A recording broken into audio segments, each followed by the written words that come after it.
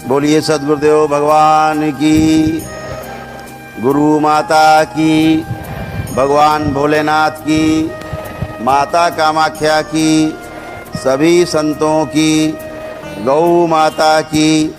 बोलिए सच्चे दरबार की। हर हर महादेव। दरबार में आप सभी का बहुत बहुत स्वागत।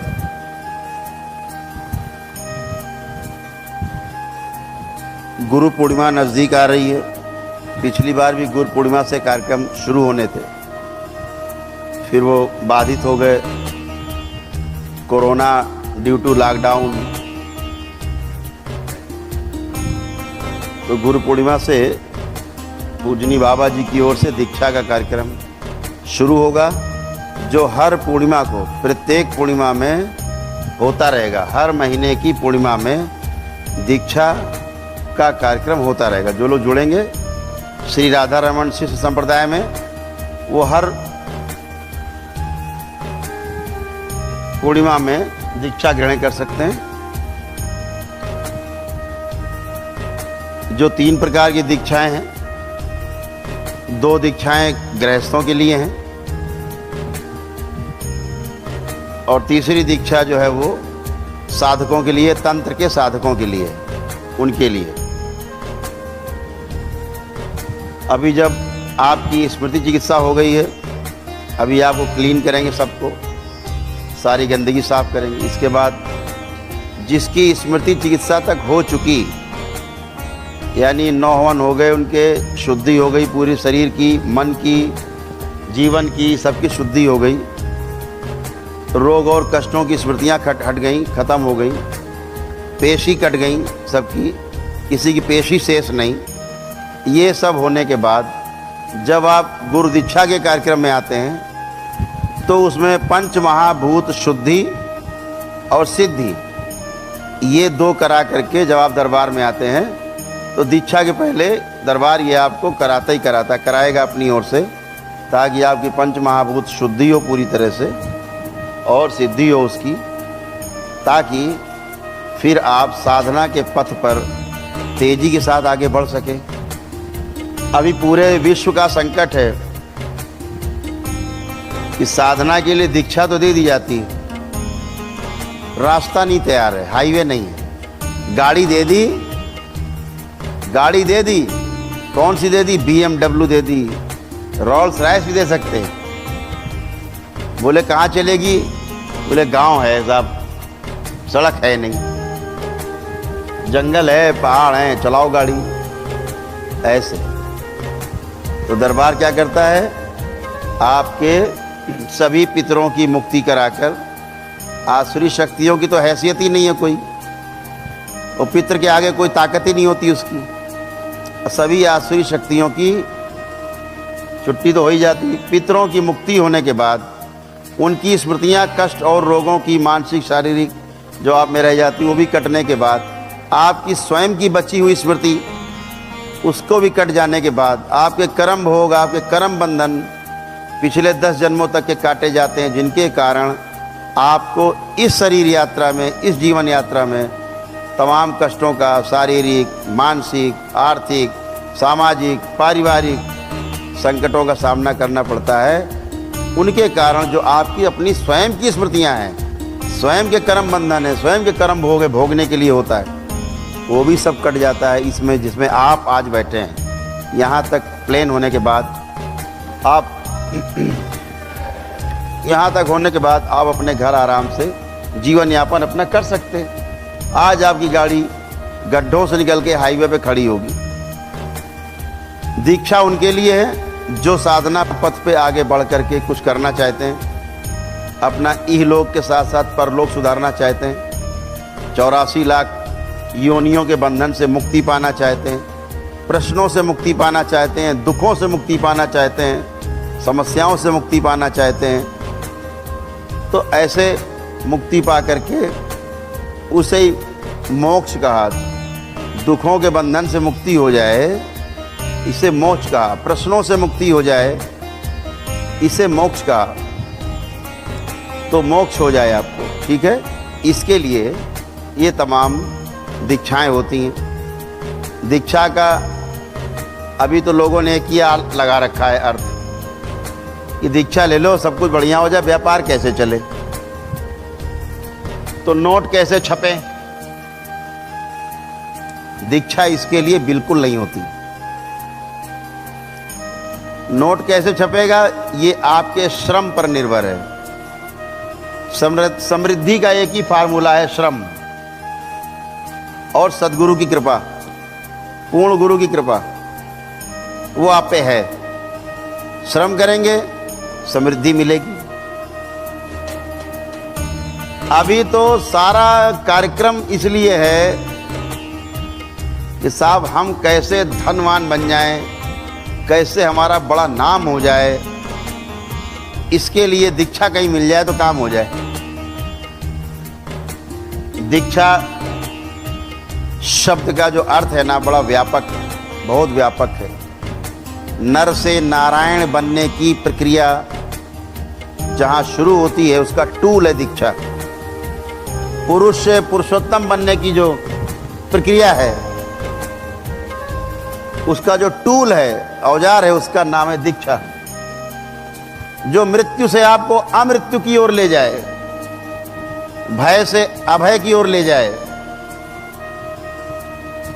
दुख से सुखों से मुक्ति दिला करके आनंद की ओर ले जाए, उस टूल का नाम, उस क्रिया का नाम जो पूर्ण गुरु आपको देता है उसका नाम है दीक्षा।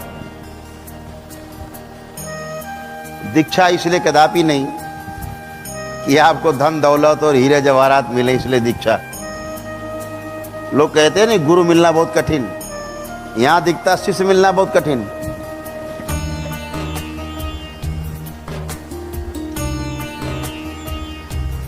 1% से ज्यादा लोग ऐसे नहीं होते जो दीक्षा वाकई में इसलिए लेते हैं कि उन्हें मृत्यु से अमृत्यु की ओर यात्रा करनी है, 84 लाख योनियों के बंधन से मुक्ति पानी है, दोबारा जन्म ना लेना पड़े इस मर्त्य लोक में।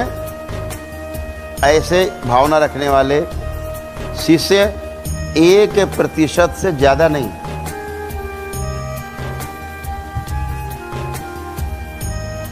तो जो मान के बैठे हैं, आप गौतम बुद्ध को ले लीजिए। गौतम बुद्ध तो किंग थे, राजा थे, राजा के बेटे थे, इकलौते बेटे थे, इकलौते ही थे मेरे ख्याल से, और भी रहे होंगे तो कोई फर्क नहीं पड़ता, बुद्ध की बात हो रही है। राजा के बेटे तो थे ही, ये तो निर्विवाद है। तो अब वो धन प्राप्ति के लिए तो गए नहीं जंगल, धन दौलत ऐश्वर्य सारा सम्मान तथा कथित सब छोड़ करके वो जंगल गए। किसके लिए गए? जो धन से, दौलत से, ऐश्वर्य से, सम्मान से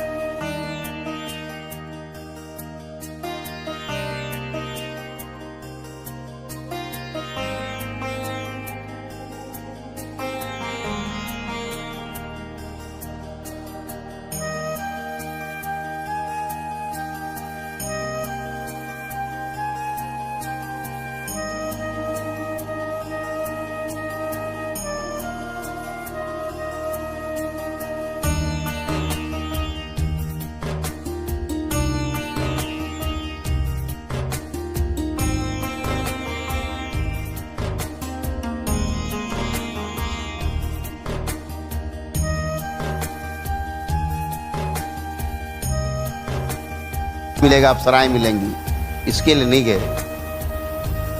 इसके लिए गए जो स्वर्ग से भी सुंदर है, और स्वर्ग से भी जो सुंदर स्थान है उस जगह का नाम है परिवार।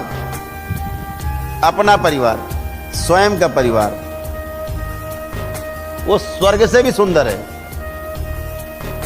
जिसे आपने अभी तक नरक बना रखा था अपने पितरों के माध्यम से, वो स्थान आपका स्वर्ग से भी ज्यादा सुंदर स्थान है। लेकिन जब तक ये पितृ रहते तब तक ये स्थान नरक बना रहता। यही गुरु परंपरा में भी होता है। पहले दीक्षा कैसे होती थी? दीक्षा होती थी जैसे आज आप क्लीन होके बैठोगे, आज यहां से अभी निकलोगे आप एकदम क्लीन होगे, एक स्मृति शेष नहीं होगी। आप आंख बंद करके देखेंगे, सुनेंगे, एक भी गंदा विचार आपके मन मस्तिष्क में नहीं आएगा। आप लाना चाहोगे गंदा विचार, तब भी नहीं आएगा। दूसरा क्या होगा? आंख बंद करके आप देखोगे, आपके मृत्यु को प्राप्त हो चुके कोई पितृ, चाहे आपकी गोद में उसकी मृत्यु हुई हो, उसका चित्र भी आपके मन मस्तिष्क पर नहीं बनेगा, कोई नहीं दिखेगा। सारी पेशियां कट चुकी होंगी, सारी पेशी, किसी की एक पेशी शेष नहीं होगी, कोई सवारी पेशी नहीं बचेगी। ये इस बात का प्रमाण होगा कि आप पूरी तरह से शुद्ध हो गए। यानी आपके बेटा भी खत्म हुआ हो, भाई खत्म हुआ हो, पुत्र खत्म हुआ हो, चाहे मां खत्म हुई हो, वो भी नहीं दिखेगी आपको आंख बंद करके। मतलब अस्तित्व से उसका नामो निशान पूरी तरह नष्ट हो गया। अब वो नई यात्रा में चले गए जीवन की, कुछ नहीं बचा। तो ऐसे करते थे गुरु, आपको क्लीन, फिर पंच महाभूत की शुद्धि करके, सिद्धि करा के, और तब दीक्षा देते थे। तब आपका एक नया जन्म होता था। पुराना सब गंदगी हट करके एक नया नाम देता था गुरु। आपको गुरु परंपरा से जोड़ता था, जहाँ केवल सिद्ध लोग होते थे, अच्छी मानसिकता के, शांत मानसिकता के लोग होते थे। जब उनके डीएनए में आप जुड़ जाते थे, आप भी शांत रहते थे। जैसा वो करते थे वैसा आपका करने का मन होता था। जैसा आपने देखा होगा, आपके परिवार के सदस्य की जो मानसिकता, जब उसको आप देखते हैं तो आप में उसकी गंदगी आने लगती है। तो परिवार की परंपरा से वो काटते थे, आपको तोड़ते थे। जैसे यहाँ डीएनए ब्रेक होता है, ऐसे पूर्ण गुरु आपको ब्रेक करता था। तो केवल गुरु परंपरा से ही आप जुड़े रहते थे और आपका जीवन धन्य हो जाता था, शांति का, सुख, आनंद का अनुभव होता था। अभी क्या है, सारे गुरु बैठ गए, आओ बोलो दीक्षा हो गई, चलो, जुड़ गए, मंत्र दे दिया, जाप करने लगे, जुड़ तो गए, बहुत सरल। परिवार से कटे नहीं, परिवार की गंदगी गई नहीं कहीं, वो सब में भरी है, वो आप में भी भरी है। और गुरु परंपरा में जो दुष्ट बैठे, नालायक, मर चुके, उनकी गंदगी और आप में लद गई। अब डबल हो गया।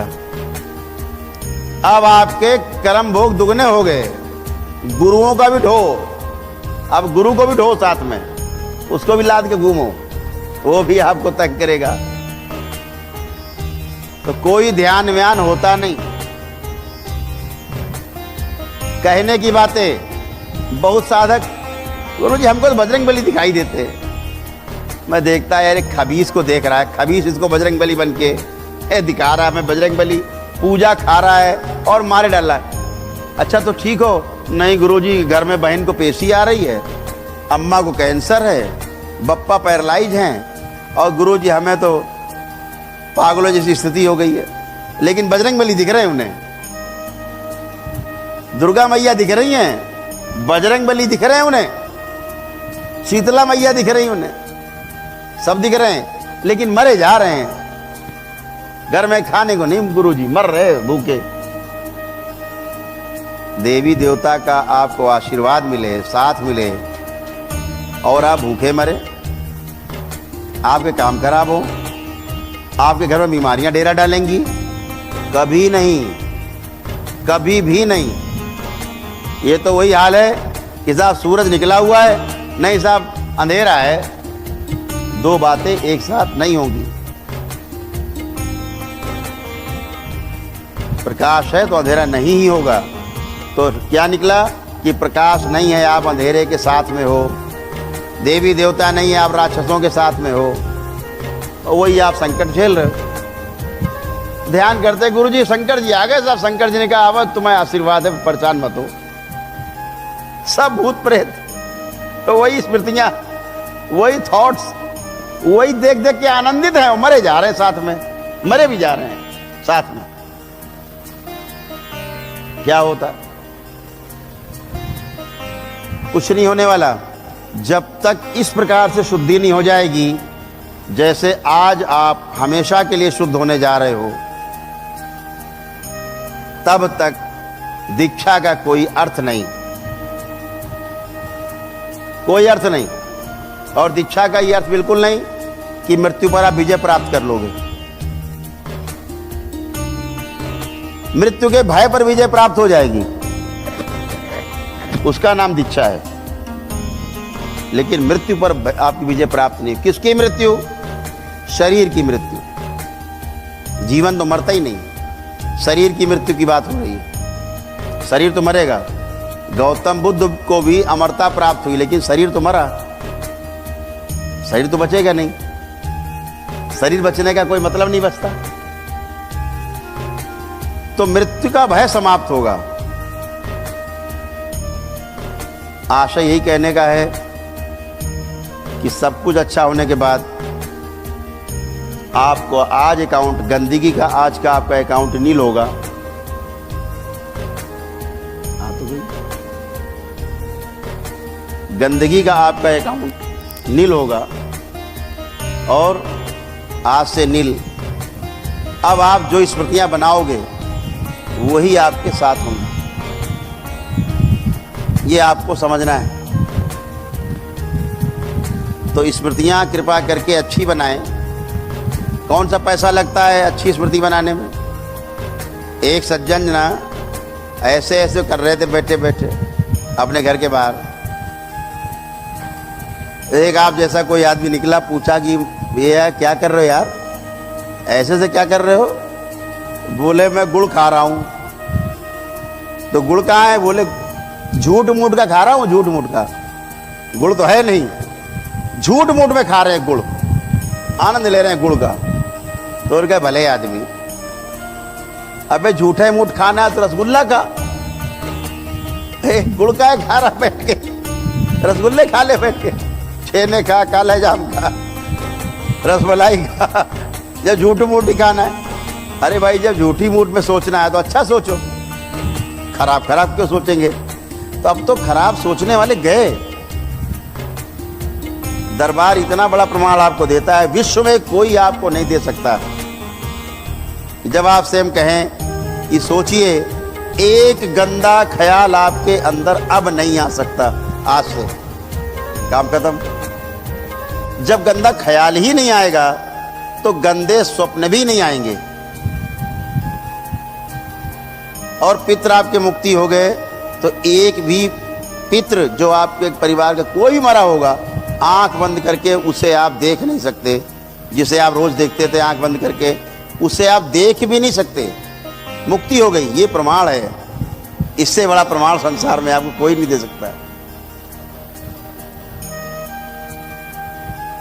तो सभी को धैर्यपूर्वक, अभी तमाम शक्तियां खुली हैं और जो हम एक एक आदमी को बैठ के उसको क्लीनिंग करते थे, अब वो चाहे आप यहाँ 1000 लोग बैठे हैं और चाहे 10 लाख लोग एक साथ बैठ जाओ स्टेडियम में, इतना ही टाइम लगेगा जितना आपको क्लीन करने में लगेगा, आधा घंटा, उतना ही 10 लाख आदमी को क्लीन करने में लगेगा।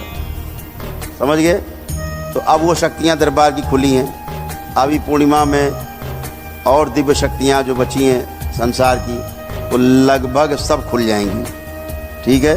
तो आप दरबार आएंगे, केवल यहाँ बैठ के संकल्प करें। कोई टोना टुटका नहीं होता। ये ईश्वर का दरबार है, भगवान भोलेनाथ और माता कामाख्या का दरबार है। इस दरबार को सजाया हमारे परम पूज्य गुरुदेव पंडित श्री राधारमण जी मिश्र ने और हमारी गुरु माता माँ कामरू कामाख्या ने सजाया इस दरबार को, जहां पर उनकी उपस्थिति सदा सदा के लिए है, यही है, हर क्षण है, सतत है। तो यहाँ पर जितनी भी शक्तियां हैं स्वचालित हैं, सारी दिव्य शक्तियां, सारी दिव्या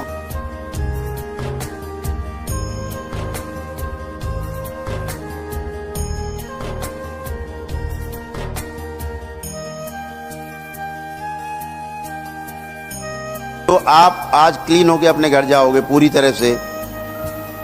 ये तो बेसिक, इस दरबार का बेसिक है, प्राइमरी स्कूल वाला।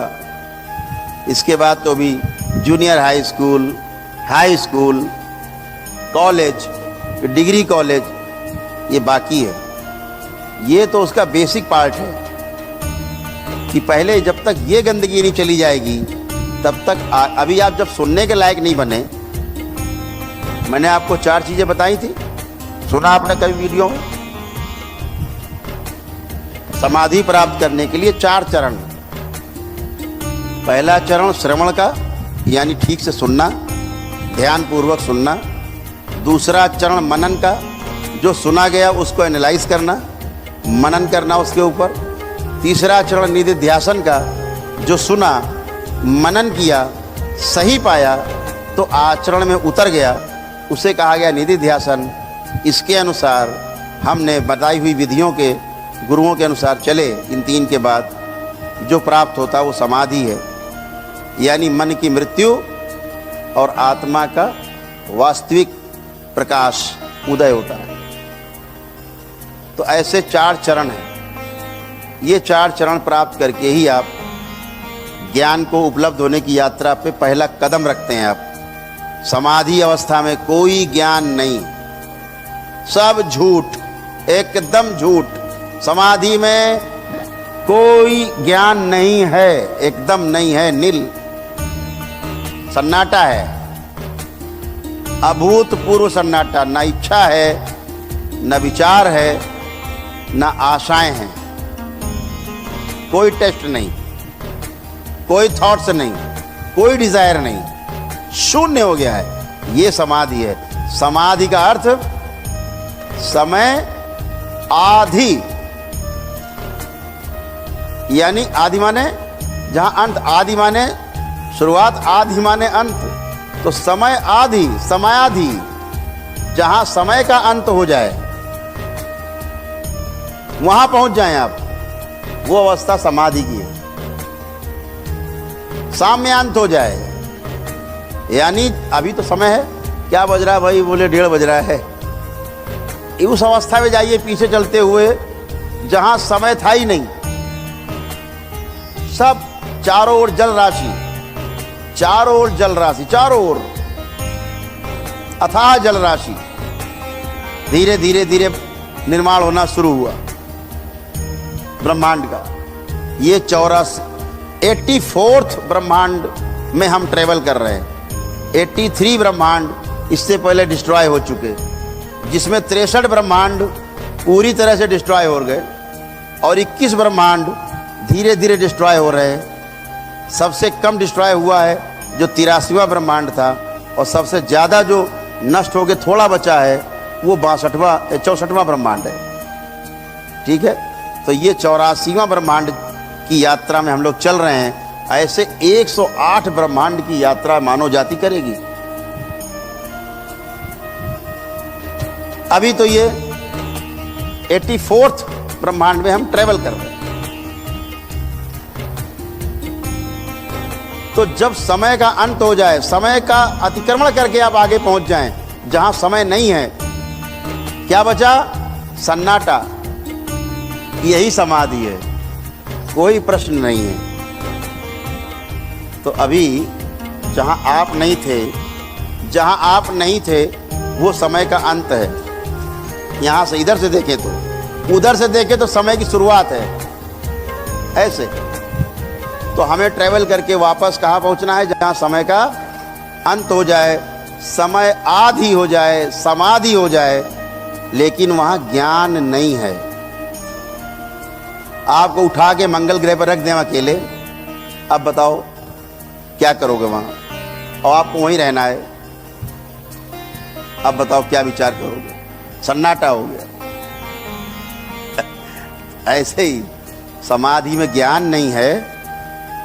ज्ञान का द्वार है समाधि, पहला द्वार, जहां से आप अनुभव, समाधि का पहला अनुभव हुआ, आपको अनुभव है वो, उस अनुभव से आपको परमात्मा तक जो नहीं दिखता, जिसके लिए हम लालायित रहते हैं, उसकी झलक जहाँ दिखती है उसका नाम है समाधि। लेकिन पूरा पूरा देखना संयम के द्वारा संभव है। बिना संयम के, समाधि के बाद संयम की यात्रा शुरू होती है, तब ज्ञान को उपलब्ध होते हैं। कहा गौतम बुद्ध को समाधि हो गई पीपल के वृक्ष के नीचे, तो ज्ञान को उपलब्ध हो गए। कोरा झूठ, वहां केवल इतना हुआ, इच्छा विचार आशाएं शून्य हो गई।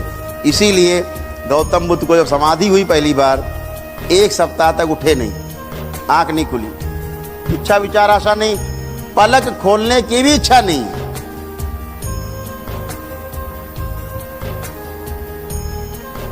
तो बहुत साधक क्या करते हैं, समाधि पड़े पड़े मर जाते हैं, शरीर छूट जाता है। जब योग गुरु नहीं होगा तो समाधि में शरीर छूट गया, तब एक ही काम होगा केवल, उसका शरीर में जन्म नहीं होगा वापस।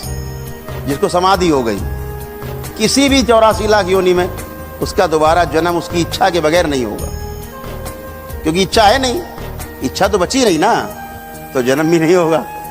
अभी तो जन्म हमारा इच्छाओं के वशीभूत होकर होता है। ये रह गया करना, अभी ये छूटा जा रहा, वो बच्चा छूट गया, भाई छूट गया, संपत्ति छूट गई, भोगना रह गया, इन इच्छाओं के कारण फिर वापस गिरे धरती पे। तो वो समाधि है।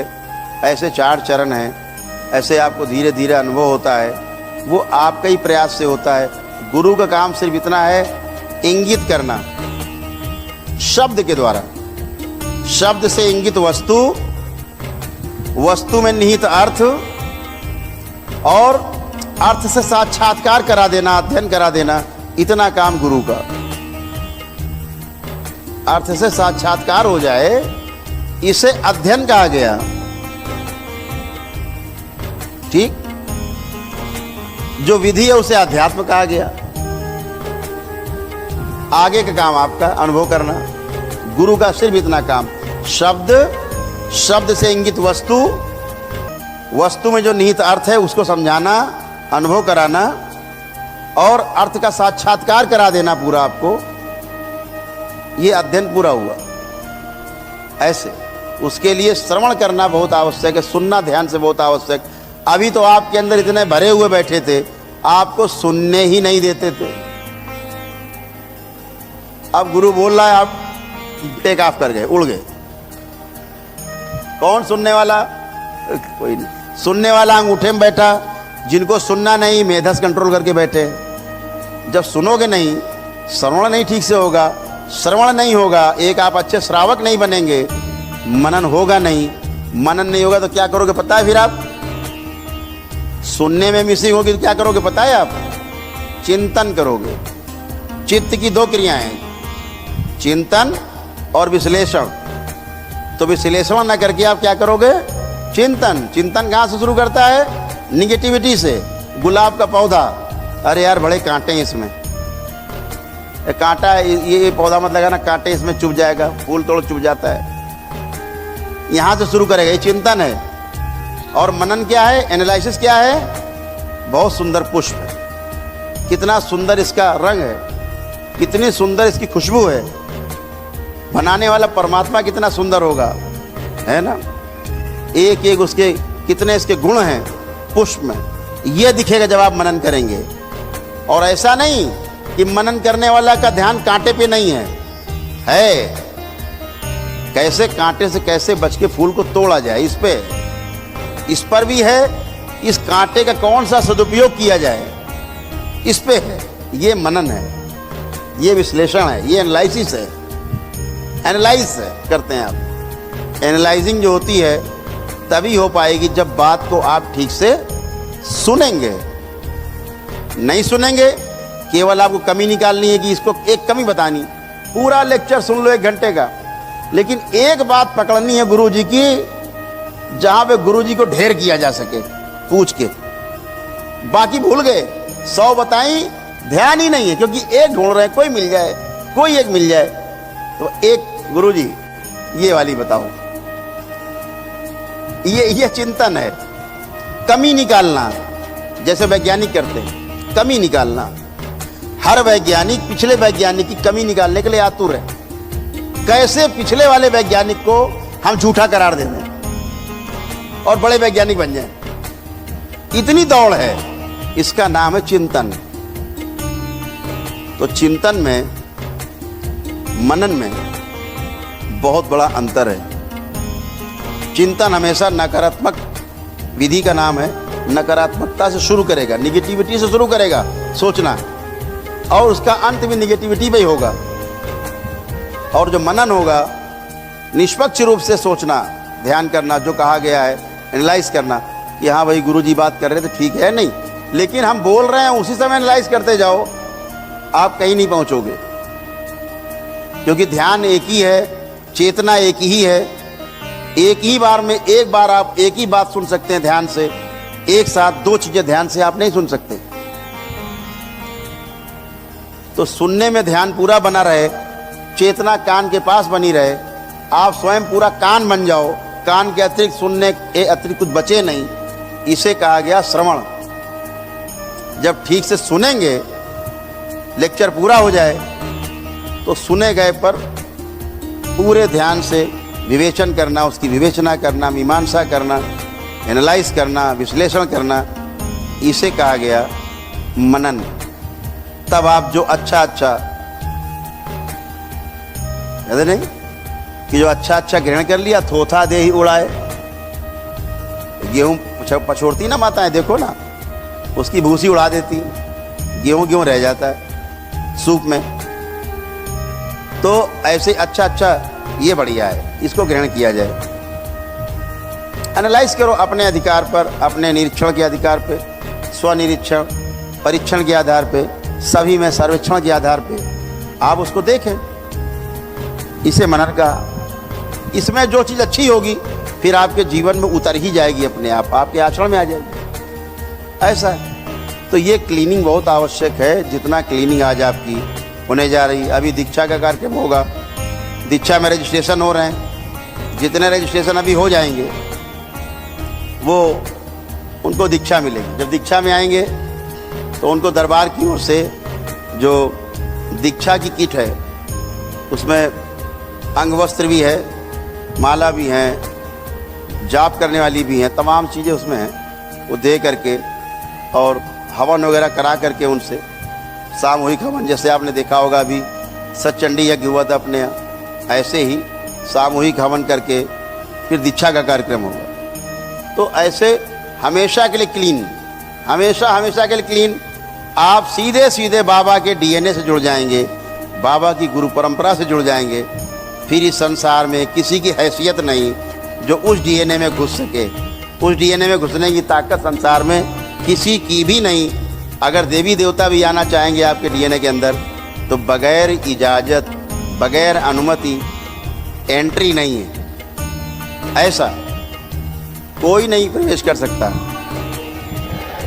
सिर्फ आप और आपका शरीर होगा। आप स्वयं देवता हैं। जब आपका शरीर पवित्र है, आप स्वयं ही देवता हैं, आप स्वयं भगवान हैं। भगवान का बीज आपके अंदर है। ऐसे में समझो भगवान कोई सामने आ जाएगा, स्वयं ही भगवान होने की सारी संभावनाएं आपके अंदर मौजूद है। जो बुद्ध के अंदर मौजूद था, महावीर के अंदर मौजूद था, कृष्ण के अंदर मौजूद था, राम के अंदर मौजूद था, वो सब आपके अंदर मौजूद है। आवश्यकता है संतुलित रूप से खाद पानी की, उसमें विचारों का खाद पानी, गुरु कृपा की खाद पानी, हवा पानी, ऐसे सब पढ़ करके मजबूत संरक्षण, कोई गाय भैंस चर ना पाए, और पौधे से वृक्ष बनने की, वृक्ष से फल फूटने की, फल फिर से पौधे बनने की, फिर वृक्ष बनने की, वृक्ष धरती को समृद्ध कर रहा है, धरती वृक्ष को समृद्ध कर रहे हैं, ऐसे साइकिल होने की पूर्णता नाम दिया इसको, उभय तृप्ति नाम दिया इसको, इसी को नाम दिया सबसे बड़ा, उसे कहा गया आनंद। और उसी आनंद की प्राप्ति के लिए हम सब दीक्षा में जाते हैं, दीक्षा के लिए पूर्ण गुरु के पास जाते हैं। जब अपूर्ण के पास जाते हैं तो गुरु माने जो मरे हैं गुरु, तमाम इच्छाओं को लेकर के मुक्त नहीं हुए हैं, वो सब प्रेत हैं। आपने अगरबत्ती दिखाई, गुरुजी घुसे, आपने इनवाइट किया और घुसे। अभी तो आपके अंदर घुसने का जुगाड़ भी नहीं है, लेकिन हाँ उनको इनवाइट करोगे तो झटका जरूर मारेंगे आपको। ये घंटे आधे घंटे के लिए झटका जरूर आएगा। अगर आपने उन्हें करके देख लेना प्रैक्टिकल, अंदर तो एंट्री है नहीं। आप कम से कम 7 लेयर की सुरक्षा में हैं। आपके चारों ओर सुरक्षा के, आपके परिवार के सदस्यों के, आपके डीएनए के चारों ओर 7 लेयर की सुरक्षा है। एंट्री का जुगाड़ नहीं। आपके दरवाजे के अंदर कोई घुस नहीं सकता। लेकिन अगर आपने किसी को आवाज दी, क्योंकि ताले पड़े अलीगढ़ के बड़े बड़े, दरवाजा लोहे का है, अंदर आने का जुगाड़ नहीं। लेकिन अगर आपने अगरबत्ती जलाई, फलाने का आवाज दी, भैया कहाँ हो, तो दरवाजे पे आके दरवाजा जरूर पीटेगा, आपका दरवाजा पीटेगा, बड़बड़ बड़बड़ बड़बड़ करेगा, अंदर नहीं आ सकता। दरवाजा तो पीटने का अधिकार दे दिया आपने, दरवाजा पीटने का अधिकार आपने दिया, क्योंकि अगरबत्ती जलाई, इनवाइट किया। गुरुजी कहाँ हो महाराज? आ गए महाराज। दरवाजा पीटेंगे, कान खा जाएंगे आपके, पीट के फिर चले जाएंगे, क्योंकि अंदर आने जुगाड़ नहीं। तो आराम में आ जाओगे। अगर उससे आप कहते हो कि भाग जाओ, कोई नहीं बुलाए तुमको, अपना बंधन निकालो, 3 बार ओम नमः शिवाय, ओम नमः शिवाय, ओम नमः शिवाय, आप स्वस्थ हो गए। अंदर घुसने का जुगाड़ है नहीं। तो आपको क्या समझना है कि अच्छा सोचना है, अच्छा करना है। जिनकी आप पूजा पाठ करते रहे, जब आपको सुख नहीं दे पाए, वो आपको तमाम संकटों से नहीं आज़ाद करा पाए, वो इसका मतलब था वो सब अपूर्ण थे। बजाय आपको स्वस्थ करने के, आपको अस्वस्थ करने में उनका इंटरेस्ट ज़्यादा था, और सब चले गए। बहुत लोग कहते गुरुजी हमारे गुरु तो ठीक है ना, उनकी पूजा हम कर लें। लगता है जैसे हम उन सबके बारे बात नहीं कर रहे हैं, उनसे अकेले बात करें अलग। अभी आप जब ठीक हो जाते हो, आप कोई कष्ट नहीं, कोई पेशी नहीं, किसी प्रकार कोई विचार गंदा नहीं, कोई पितर दिख रहा नहीं, तो आराम करिए, आनंद से घर जाइए। गुरुजी बात करनी, आप क्या बात करोगे? अब क्या बात करोगे जब कुछ बचा नहीं? मैं कहता हूं कि आंख बंद करके देखो, एक विचार गंदा नहीं आता, विचार गंदा लाने की कोशिश करो, नहीं आता। पितर सारे चले गए, आपके मुक्त हो गए, गोद में मरा हो पितर आपके, आंख बंद करके देखो, दिखेगा नहीं, नहीं दिखा मतलब सब मुक्ति पाए। आंख बंद करके अपने पितर को भी आप नहीं देख सकते, एक मरा हुआ व्यक्ति नहीं देख सकते आप, जिंदा दिखेगा। जिंदे को आंख बंद करके देखोगे दिखेगा, मुर्दा देखोगे नहीं दिखेगा, मतलब चले गए। दिख रहा है मतलब कोई गंदगी शेष है तो उसको हम निकाल देते हैं, खत्म, वो भ्रम है आपका। तो ये सब चीजें जो भ्रम है, भ्रम से दूर रहना है। मिलने से मुझसे क्या होगा आपको? आप मुझसे मिलकर क्या प्राप्त करेंगे? जैसे आप वैसे हम वहां बैठ जाते हैं, आप यहाँ बैठ जाओ आके सोफे में। हम में आप में कौन सा अंतर है? एक भी अंतर नहीं है। क्या करोगे मिलके? आप आए, स्वस्थ हो जाएं, आनंद करें, अपना घर देखें। आप हिलते डुलते आते, चिल्लाते दैया मैया हैया दैया करते आते, सब खत्म, एसी खत्म, पेशी खत्म, कोई हाय हुल्ला नहीं, गुल्ला नहीं, इसको खत्म। उसके बाद अब मजे करो, अब क्या बचता है? लेकिन नहीं, मिलना है। क्यों मिलना है? अच्छा आ जाओ, मिल लो भाई, बताओ। गुरुजी वो सन 2001 में बारात में गए थे, तो बारात में जैसे खाना खाया, बस हमें लगा चक्कर आया, वहीं से कोई घुस गया मेरे। अरे भाई अब उसका क्या मतलब 2001 से? आज की बात करो, वर्तमान की बात करो। आप भूतकाल में चले जाते हो, वही भूत है। कोई भूत वूत नहीं होता। 100 बार कहता हूं मैं, रोज कहता हूं, कोई भूत प्रेत है नहीं कि बड़े बड़े दांत हैं, बड़ी बड़ी आंखें, आपको खा जाएगा। ऐसा कोई संसार में है नहीं। ये सब बेवकूफ़ों की बातें और बेवकूफ़ी वाली बातें, डराने वाली बातें, डरा करके अपना उल्लू सीधा करने वाली बातें, अपने की पूजा पाठ करवाने वाली, पैर छुआने वाली बातें। रोज कहता हूं कोई भूत प्रेत नहीं होता कि आपको खा जाएगा कोई। सिर्फ आपका भय है और भय का ही भूत होता है। आपकी स्मृतियां हैं। विज्ञान भी कहता है कि केवल थॉट्स हैं आपके जो आपको तंग करते हैं। बिल्कुल सही कहते हैं। यहां तक उनकी खोज बिल्कुल सही है कि आपके थॉट्स आपको परेशान करते हैं। बार बार वही थॉट्स घूमते रहते, घने हो जाते हैं, डिप्रेस हो जाते हो आप।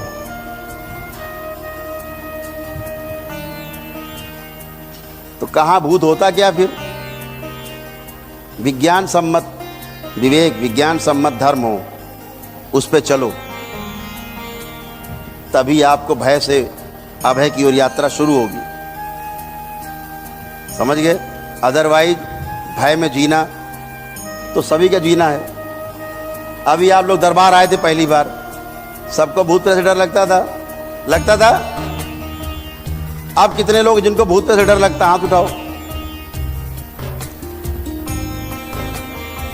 एक भी हाथ नहीं उठने का। अब इनको किसी को भूत प्रेत से डर नहीं लगता, क्योंकि असलियत जान गए। विज्ञान आधी बात करता है। आधी क्यों कर रहा है? स्थूल की बात करता है, सूक्ष्म को देख नहीं सकता। स्थूल इन आंखों से, सूक्ष्म इन आंखों से। ये टूल से देखा जाएगा और ये जीवन से देखा जाएगा। ये वैज्ञानिक के पास है नहीं। वैज्ञानिक के पास टूल है, मैग्नीफाई लेंस, बड़ा करके, हाँ छोटा कण है, हाँ बड़ा दिख गया, ठीक है। तो आधी बात विज्ञान कर रहा है, आधी बात सही कर रहा है कि ये थॉट्स हैं, एकदम राइट, स्वीकार कर रहे हैं मंच पे। लेकिन असली बात क्या है? हमारे पितृ के भी थॉट्स हैं, मेमोरी हैं। जिनकी गोद में हम खेले हैं, वो जिनकी गोद में खेले हैं, उनके अंदर मेमोरी, उनकी बॉडी में। तो एक शरीर है सूक्ष्म, दिखता नहीं इन आंखों से। उस सूक्ष्म शरीर में वो मेमोरी स्टोर रहती है, वो मेमोरी स्टोर रहती है। और वो उड़ते हुए जिसमें जाके चिपक जाती है, वो ऐसे ही आदमी बोलने लगता है, वो ऐसे दिखने लगता है। तो विज्ञान आधी बात कर रहा है कि आपके थॉट्स हैं। दरबार कह रहा है हाँ आपके भी थॉट्स हैं, लेकिन आपके पितरों के भी थॉट्स हैं। जैसे रोग उनको थे, जो बीमारियां थी, उनकी स्मृति में है, उनका सूक्ष्म शरीर है, उसमें सारा स्टोर है। और आपके साथ रहते हैं, आपका जीवन उसको स्वीकार कर लेता है और आपको वही रोग शरीर में होने लगते हैं। आप देखते हो कितने कैंसर के लोग ठीक होके जाते हैं? देखते हो आप लोग? कितने लोगों ने देखा कैंसर ठीक होके जाते हैं यहाँ से खड़े खड़े? देखे आप लोगों ने? सबने देखे। मरते हुए डॉक्टर कह रहे हैं 15 दिन का मेहमान है, घर ले जाओ। यहाँ आके पता 1.5 साल 2 साल से टन घूम रहे। पहले बूढ़े हो गए थे, अब जवान हो गए। अभी कल भी देखा आप लोगों ने कि बूढ़े हो गए, एकदम बूढ़े। डॉक्टर ने कहा 15 दिन मर जाएगा, टाटा ने वापस भेज दिया। टाटा ने, देखिए टनाटन खड़े थे कल ही, कैंसर खत्म। महिला बैठी, गुरुजी कैंसर है, डॉक्टर ने कहा, टाटा ने दवा बंद कर दी, अब घर जाओ, दवा भी नहीं है, यानी मर जाओ महीना 15 दिन में। उन्हें 2 साल हो गए, टनाटन बैठी, गुरुजी नील हो गया, अब जांच करा रहे, कैंसर नील है। उस दिन आए सज्जन, वो एम्स के पेशेंट थे, प्रहलाद जांगीड़, राजस्थान के। उनका हार्ट 25% काम कर रहा, उनका हार्ट 25% काम कर रहा है। यहाँ हमारे बीच में हमारे डॉक्टर साहब एक बैठे हैं, हमारे छोटे भाई की तरह बिल्कुल। यहाँ के HOD हैं, एशिया का सबसे बड़ा अस्पताल है, उसके HOD हैं, ऑर्थोपेडिक के सर्जन हैं, बैठे हैं हमारे बीच। डेली सर्जरी करते हैं सबकी। इन्हें पता जो हम विज्ञान की बात बोलने जा रहे हैं। अगर आपका हार्ट 25% वर्क कर रहा है तो दुनिया में उसकी ना तो दवा बनी है और ना कभी बनेगी। ये सिद्धांत है चिकित्सा विज्ञान का। क्या? 26% वर्क कभी नहीं करेगा वो हार्ट। अगर 25% उसकी आ गई वैल्यू, 75% लेस हो गया। तो एम्स ने क्या कहा कि हम आपका जो इलाज कर रहे हैं इसलिए कर रहे हैं कि ये आपका हार्ट जो है 24% वर्क ना करने लगे, 23 ना करने लगे, यानी 25 का 25 बना रहे। लेकिन ये दवा मेरे पास नहीं, संसार में नहीं और ना कभी बनेगी कि आपका हार्ट कभी 26% वर्क करने लगे। ठीक, दरबार आए तो क्या हालत थी उनकी, यहां से और उस वहां तक कैमरे तक नहीं चल सकते थे, यहां से वहां नहीं चल सकते थे। 5-6 कदम वो बैठ जाते थे, हाँफने लगते। एक पानी की बोतल उठा नहीं सकते थे 1 लीटर की। दरबार आए, दरबार से जुड़े, हवन किए, उनके पितृ गए, आए मेरे पास, वहाँ पूछा प्रहलाद जी क्या हाल। बोले गुरु जी अब तो हम 50 किलो रख लेते खोपड़ी पे,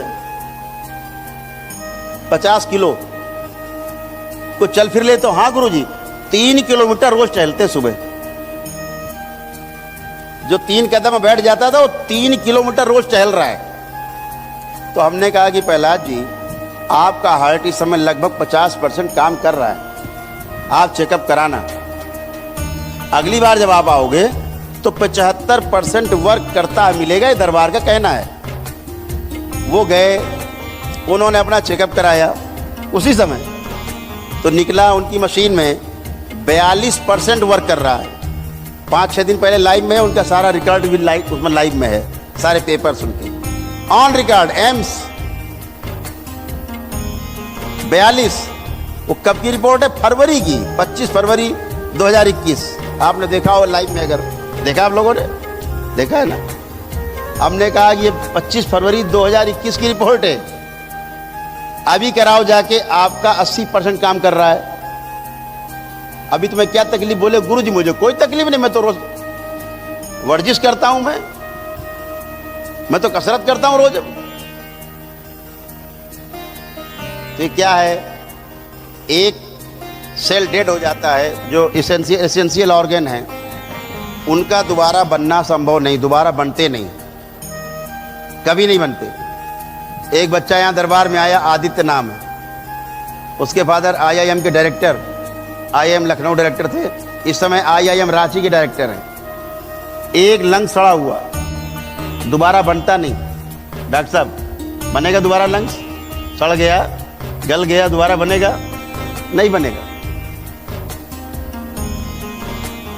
नया हो गया लंग्स, एकदम नया, बगल वाले जैसे दाहिना था वैसा बाया बन गया फिर से।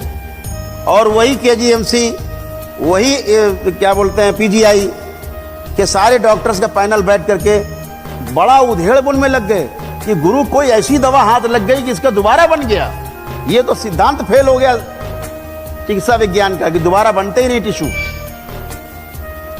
और बच्चे ने दवा खाई नहीं 9 महीने, वो आश्रम में ही रहा। उसे पहले स्टेरॉइड खिला खिला के फुला दिया, इतना मोटा, यहां रहा दुबला हो गया। ठीक, और नया उसके बन गए लंग्स, नए लंग्स बन गए, संभव ही नहीं। लेकिन मेडिकल रिपोर्ट्स हैं अमेरिका तक की, मेडिकल रिपोर्ट्स हैं। एम्स ने मना किया, मेदांता ने कहा, PGI, जितने बड़े बड़े अस्पताल है, KGMC, सर्जरी होगी। दरबार बोला सर्जरी नहीं होगी, नहीं सर्जरी बगैर मर जाएगा, अभी 1 महीने मर जाएगा।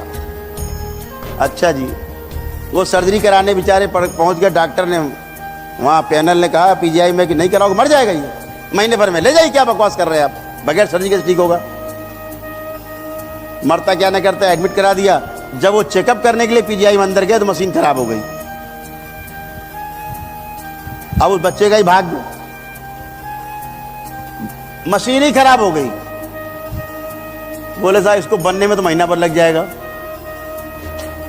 तो उनके माता पिता ने कहा ठीक डॉक्टर साहब 1 महीने बाद फिर हम लोग आते हैं। वहीं पर कलेक्टर थे लखनऊ में, एक दरबार के आपके भक्त हैं, बहुत प्यारे आदमी हैं। उनके उनसे रिलेशन थे, तो बड़े दुखी थे, तो बोले चलो PGI से निकल रहे हैं, तो कलेक्टर साहब के यहाँ 10 मिनट रुक लेते हैं। चले गए, उदास थे। उनकी पत्नी ने पूछा क्यों इतने उदास हैं, बता ये बात है। तो कलेक्टर साहब ने कहा एक काम करो, आप गुरुजी को दिखाओ एक बार, ये टेढ़े मेढ़े काम वही करते हैं, एक बार दिखा दो बस, तुम चले जरूर जाओ। मरता क्या नहीं करता, कोई विकल्प नहीं था। जब आदमी के पास विकल्प नहीं होता ना तो उसका समर्पण पूरा होता है। समर्पण में कमी तब तक रहेगी जब तक आपके पास एक भी विकल्प शेष है। वो आ गए और लड़का बिल्कुल नास्तिक, 100% नास्तिक, कुछ नहीं मानना, देवी देवता भगवान ईश्वर होता ही नहीं। आज वो संसार का सबसे बड़ा आस्तिक आदमी है। और वो बच्चा आज पूरी तरह से ठीक। मैंने कहा शर्त यही है, दवा खाना मत, क्योंकि इसकी जब दवाई नहीं है तो खा क्या रहे हो। जब उन्हें सर्जरी करनी है, हाँ चेकअप आपको हर महीने कराना है, वो रिपोर्ट हमें हर महीने चाहिए चेकअप की, इतना जरूर करना। यहाँ मैं आप सब लोगों से कहता रहता हूँ कि असाध्य रोग हैं, कम हो रहा है। यहाँ तमाम लोग बैठे होंगे जिनके गांठें नहीं होंगी शरीर में, गांठें।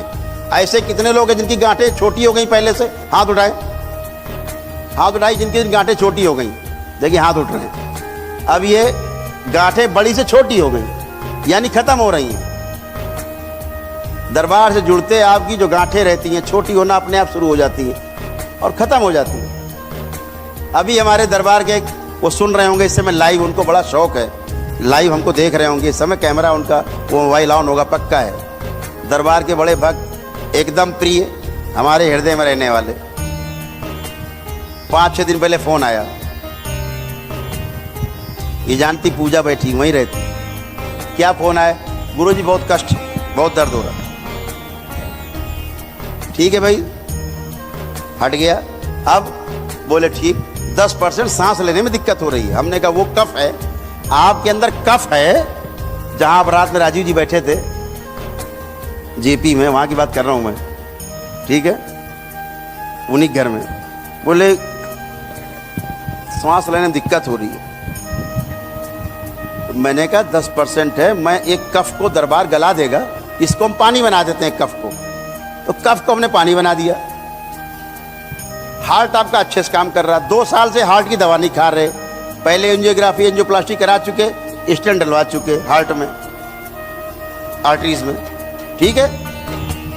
दवा छोड़ दी थी उन्होंने, दवा खाते नहीं थे। अब क्या हुआ, गुरुजी क्या करें, एक बार चेकअप करा लें। हमने कहा वो तो ठीक है करा सकते हैं, लेकिन ज्यादा फंसना मत, ध्यान रखना। अब वो चले गए, बहुत बड़े डॉक्टर हैं दिल्ली के, सबसे बड़े मान लीजिए। अरे दवा नहीं खा रहे, उनका अरे दवा तो बंद कर रखा, अरे मर जाओगे, तुम्हारा तो खून मोटा हो गया, खून तुम्हारा, दवा किसने कहा बंद करने के लिए। उनके रिपोर्ट में लिखा, मेरे पास है फोन में, उसमें है कि ड्यू टू दवा नहीं खाई इन्होंने, इस वजह से इनको प्रॉब्लम हुई है। अभी दिखाता हूं मैं आपको, मेरे फोन में रिपोर्ट्स हैं 9-10 पन्ने की। फ्रॉड का कितना बड़ा अखाड़ा है चिकित्सा विज्ञान, फ्रॉड का सबसे बड़ा अखाड़ा। खुद भ्रम में खुद भ्रम और दूसरे में भ्रम पैदा करो। खुद डरे हुए हैं, दूसरे को डराओ, और कुछ कर भी नहीं सकते, मजबूर है। एडमिट हो जाओ, जल्दी सर्जरी होगी, हैं उनका जल्दी करो, नहीं तो कोलैप्स कर जाएगा हार्ट। डरा दिया, बेचारे एडमिट हो गए। अब मैंने जानकारी के लिए बच्चों को फोन किया, उन बच्चे रो रहे, गुरुजी। अरे मैंने कहा भाई किधर गए, अरे भर्ती हो गए। मैं कहा भी बताता हूँ, की बीमारी नहीं है, ये आपके लंग्स में प्रॉब्लम है। अगर बैठे बैठे डॉक्टर साहब, अगर बैठे बैठे सांस फूल रही है, मतलब लंग्स में प्रॉब्लम है, ठीक है ना, हार्ट की नहीं है। हमने पूछा आपको हाथ में दर्द आया? नहीं। पीठ में आया? नहीं। यहाँ आया? नहीं। BP normal, ECG normal. अब ये सर्जरी काहे की है? नहीं, वो कह रहे कि खून मोटा हो गया और पहले स्टेंट पड़े थे, अब वो दोबारा फिर से जो है। मैं कहा छूने मत देना, ध्यान रखना, तुम्हें हार्ट की प्रॉब्लम नहीं है, हृदय की समस्या नहीं है, लंग्स की समस्या है। हमने तुम्हारे कफ को पानी बना दिया है, इतना काम कर दिया है। और तुम एक काम करो, ठीक है सर्जरी करा लेना, लेकिन पहले लंग्स की जांच कराओ। मुझे सुन रहे हैं, मैं भाटी जी की बात कर रहा हूँ, ठीक है, आप जानते हो सब परिवार के लोग। जांच हुई लंग्स की, क्या निकला? लंग्स में पानी है, वही कफ जो पानी बन गया। कफ का मतलब होता है जल। आयुर्वेद में जो कफ कहा जाता है, कफ का मतलब है जल। दरबार ने क्या किया, उनके कफ पे सूख गया था, अकड़ गया था, पेट में कब्ज, तो कफ बनेगा, तो कफ बन गया पानी। तो कितना पानी निकाला गया? 2.5 लीटर। और वो टनाटन उछल रहे हैं, कोई समस्या नहीं है, कोई कष्ट नहीं है, कोई रोग नहीं है।